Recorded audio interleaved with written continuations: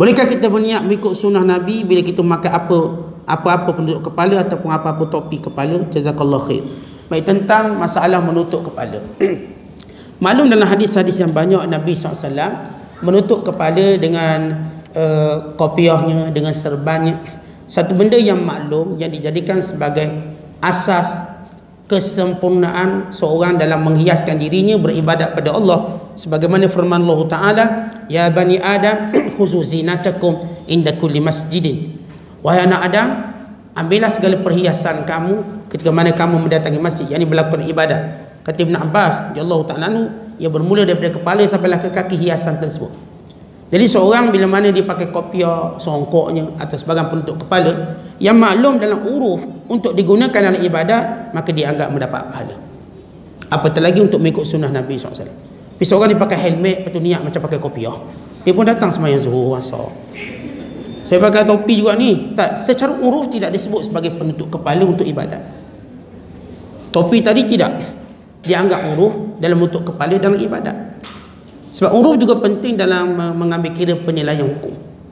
Dia tutup topi tadi tak. Tapi kalau sekiranya seorang misal kata dia pakai kali ni jadi kopi askar ni, topi askarnya, topi polisnya, apakah boleh dikira sebagai itu sebagai penutup dalam ibadat? Pun tidak. Kerana urufnya ia pakaian pekerjaan. Pakaian pekerjaan.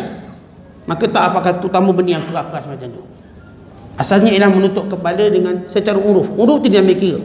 Sebab tu di Maldives, sahabat saya di Maldives, dia kata kami di Maldives tak tutup kepala. Kalau orang tak tutup kepala, maka kami anggap dia macam munafik sikit lah. Maka kami memang siapkan satu tu penuh dengan kopiah, ambil. Dari orang yang datang dia ambil. Kalau mereka tak ada kopiah, kami siapkan tisu. Ambil tisu pun tutup kepala juga. Sebab orang tak pakai tisu untuk pergi kerja, tak kepala. Tapi bila dalam ibadat, supaya sempurna, ditutup juga kepala. Supaya sempurna. Kalau untuk kepala dalam ibadat itu disunatkan. Tapi kalau orang pilih tak tutup kepala, tak ada masalah apa. Tak kita kata berdosa ke. Apa lagi nak kata dia buat benda yang salah, yang tak. Yang kita sebut anjuran menutup kepala ketika mana kita melakukan ibadat dengan tutupan secara uruf, dia ambil kira ia sebagai menutupnya waktu ibadat.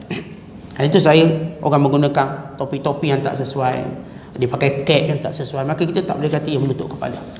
Kerana secara uruf tidak dipanggil ia sebagai penutup kepala ketika mana melakukan ibadat. Tapi itu secara casual, secara orang cakap apa ni, secara santai-santai dia pakai pakaian tersebut. Maka ini dia sudut al-dawabit dalam menutup kepala untuk beribadat. Wallahu a'lam. Assalamualaikum.